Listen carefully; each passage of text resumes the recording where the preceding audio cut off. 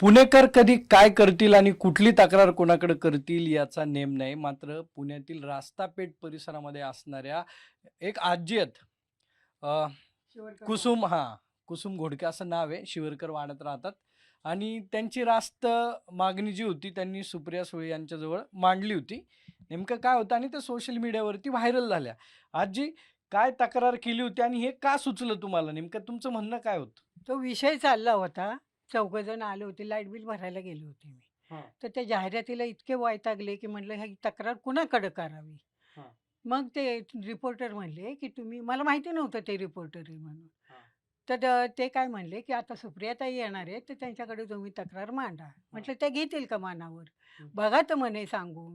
हं. म्हणून मी सांगितलं त्यांना त्या आल्याबरोबर. आता isakal.com आहे देशातील नंबर 1 ची मराठी न्यूज वेबसाईट. प्रत्येक अपडेटसाठी isakal.com ला नक्की भेट द्या. सांगितलं असं असं आहे. तर म्हणलं अहो आम्ही एकट्याच असतो घरात दोघी तिघी म्हाताऱ्या. तर म्हणलं करमणूक म्हणून आम्ही मालिका बघतो. करमणूक म्हणून मालिका बघतो तर ते जाहिरातीच बघायला लागतात आम्हाला. मालिका असते 10-12 मिनिटाची. त्याच्यामुळे आम्ही वैतागलो.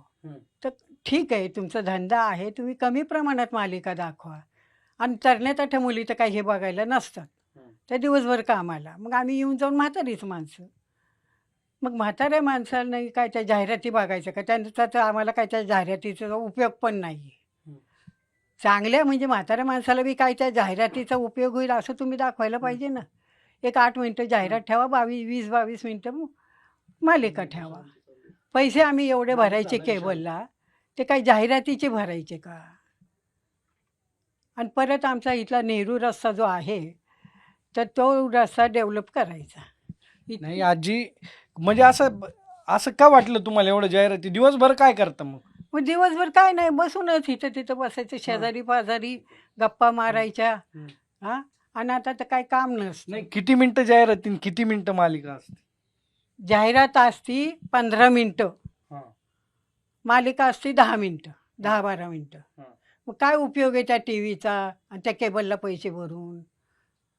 कंपनी आमच्याकडूनच टॅक्सचे पैसे घेते कंपनी जी जाहिरातीवाल्यांचे त्यांना देतात. ते काय पदरच देतात का? मग आमच्याकडूनच घेऊन पण तुम्ही कमी प्रमाणात दाखवा ना जाहिराती. आणि आता ह्याचं बोलू का?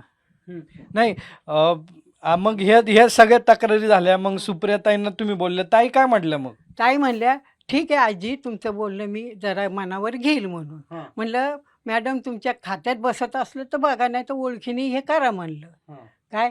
मला तर माहिती आहे त्यांच्या खात्यात ते बसत नाही आहे. तर तरी पण म्हणे, "मी प्रयत्न करील." त्यांना ते पटलं माझं बोलणं. त्या म्हटल्या, "बरोबर आहे, 22 मिनिटं कार्यक्रम ठेवायला पाहिजे आणि 8 मिनिटं जाहिराती दाखवा पण तुम्ही." मग तुम्ही सगळे चर्चा करत होते तिथं हो. जाहिराती. त्यांचं काय म्हणणं होतं सगळ्या लोकांचं तुमच्या बरोबरचं? सगळ्यांचं काय ना, कुणी काय म्हणलं, आम्ही वाड्यातले तो वैतागलोच होतो जाहिरातींना.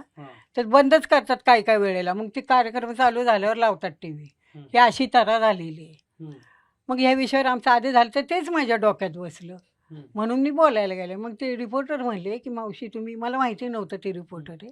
ते म्हणले, "तुम्ही ताईंना तेवढं सांगा सुळे ताईंना."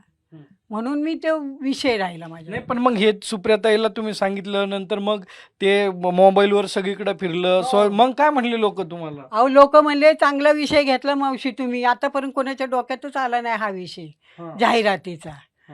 तुम्ही मेन विषयाला हात घातला" म्हणे. काय? "तर हे बरं केलं तुम्ही. जाहिरातीला सगळेच कंटाळलेले." कुठले कुठले मालिका असतात, काय काय बघता? मालिका मी स्वामींची बघते, तुळजाभवानीची आणि कमळी आणि ठरलं तर मग. काय काय असतं मग त्याच्यात? काय नाही तेच बरोबर आहे.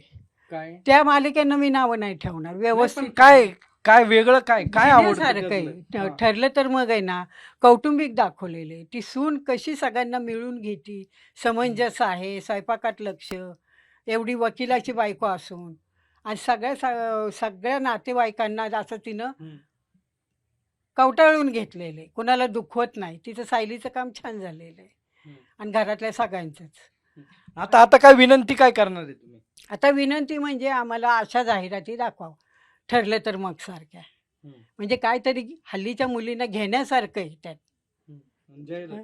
जाहिराती कमी करा. आणि ते नेहरू रस्त्याचं तेवढं डेव्हलप करा, कारण रोड वायडिंग केलं तरी चालेल. सिग्नलचं चाललं होतं माझं, पण त्या दिवशी ताईंच्या समोर माझा विषयच झाला नाही, मी गडबडून गेलेली. मग आता काय सांगणार आहे तुम्ही, काय करावं? आता आम्हाला नेहरू रस्ता हे करा, ओलांडायला होत नाहीये. अहो अर्जंट काम झालं, दवाखान्यात जायचं असलं तरी रस्ता ओलांडायला होत नाही. इथले रिक्षावाले नाही, येत पण आता नाही. तुमच्यासारखे अनेक ज्येष्ठ नागरिक आहेत, अनेक ज्येष्ठ नागरिकांना जाहिरातीचा त्रास होतो का? होतो आमचा पण आता विषय. मग चालेल कसं, जाहिराती जर दाखवले नाही, नाही? दाखवा ना तुम्ही, कमी प्रमाणात दाखवा. आम्हाला माहिती तेवढी कल्पना आहे की जाहिरातीवरच कंपनी टी व्ही असतो म्हणून. सगळ्याच गोष्टी जेवढं त्यांना बाहेरचा पैसा मिळेल ना तेवढं त्यांचा खर्च निघून जातो, ते म्हणतो ना आम्ही, पण कमी प्रमाणात. पण तुम्ही जाहिरातीला वैतागला. हा, वैतागलोच आहे आम्ही. आणि रोड पण हे करा. आणि इथं सिग्नलचं जर काम होत असलं चौकात, तर तेवढं मात्र मी 8 वर्षापूर्वी अर्ज दिलेला 101 लोकांच्या सह्या घेऊन. काय कमिशनर ऑफिसपर्यंत गेले ते घेऊन, कमिशनर ऑफिसपर्यंत घेऊन गेलेली, पण अजिबात कुणी त्याचं. आणि तुमचं ते ट्रॅफिक पोलीस नाही का, त्या ऑफिसला बी नेलं समर्थला, कुणीच त्याचा विचार केला नाही.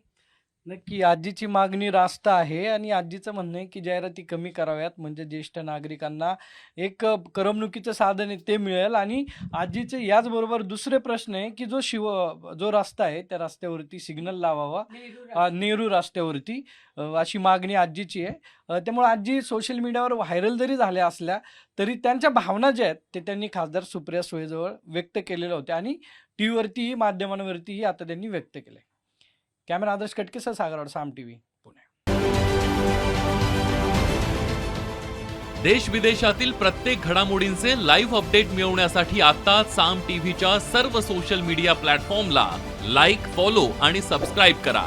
तसंच सर्व नोटिफिकेशनसाठी बेल आयकॉन प्रेस करायला विसरू नका.